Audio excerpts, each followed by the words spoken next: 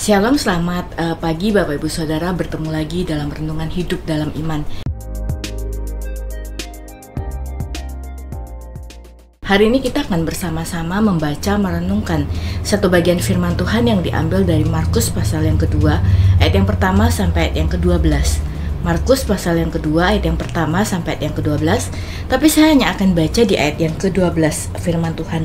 Dan orang itu pun bangun, segera mengangkat tempat tidurnya dan pergi keluar di hadapan orang-orang itu, sehingga mereka semua takjub lalu memuliakan Allah, katanya, yang begini belum pernah kita lihat. Lalu mereka semua takjub dan memuliakan Allah. Bapak Ibu Saudara, bagian ini memperlihatkan bagaimana banyak orang yang datang menemui Yesus. Ketika Yesus datang kembali ke kota mereka begitu antusias, orang banyak begitu antusias untuk mendengar pengajaran Yesus yang penuh kuasa. Bukan hanya itu, mereka juga ingin melihat bagaimana Yesus melakukan yang namanya mukjizat. Nah, Yesus meresponi kerinduan akan dari orang banyak dengan tetap memberitakan Injil, tetap menyampaikan pengajaran dan juga kebenaran firman Tuhan. Nah, dalam masa-masa pengajaran Yesus, tiba-tiba dikatakan ada 4 orang yang datang menggotong teman mereka yang adalah seorang yang lumpuh. Nah, mereka mengharapkan Yesus menyembuhkan teman mereka yang lumpuh itu.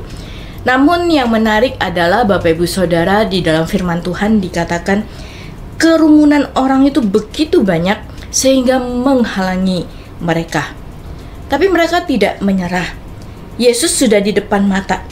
Bila orang lumpuh ini bisa dihadirkan di depan Yesus, tentu mereka yakin teman mereka yang lumpuh ini akan disembuhkan. Lalu bagaimana caranya? Dengan semangat dan tidak menyerah, dikatakan mereka naik ke atap rumah dan kemudian mereka membukanya. Mereka menurunkan teman mereka yang lumpuh tepat di depan Yesus.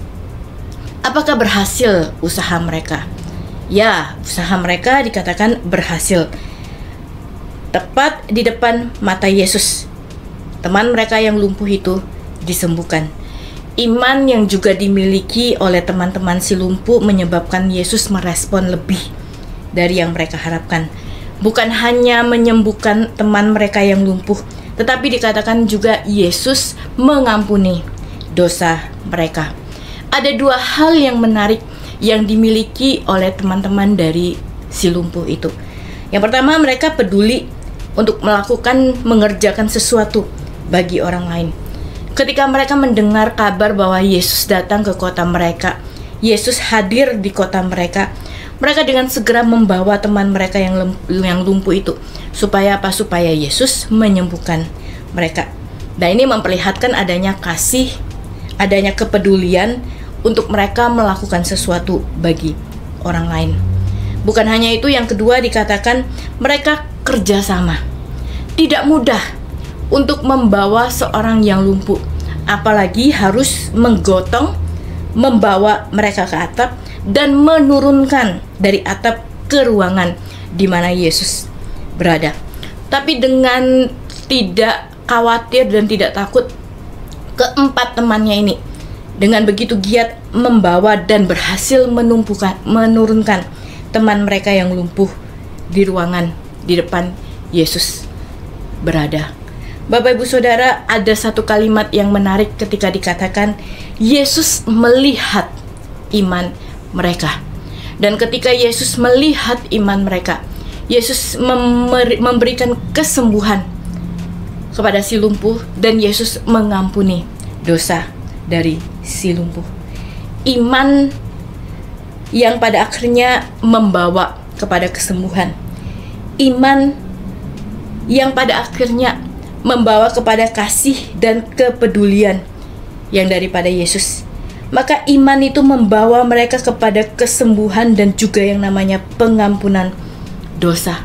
Bukan hanya itu, tadi di ayat yang ke-12 yang dibacakan, dikatakan ketika orang lumpuh itu sembuh, orang banyak menjadi takjub akan perbuatan Yesus dan mereka memuliakan nama Allah. Maka apa yang kita lihat dari bagian ini? Bapak Ibu Saudara, tidak ada yang mustahil bagi Allah. Allah adalah Allah yang penuh kasih dan juga adalah Allah yang peduli. Bukan hanya itu, nama Allah dimuliakan melalui peristiwa itu. Maka biarlah ini menjadi satu keyakinan iman yang boleh dimiliki oleh setiap kita. Kesembuhan, pemulihan, kasih, kepedulian yang daripada Allah itu juga akan dinyatakan bagi setiap kita, bagi orang-orang yang percaya dan bagi orang-orang yang beriman hanya kepada Dia. Tuhan menolong kita, Tuhan menguatkan setiap kita untuk tetap boleh percaya, punya satu iman yang kuat di dalam Tuhan. Tuhan Yesus memberkati.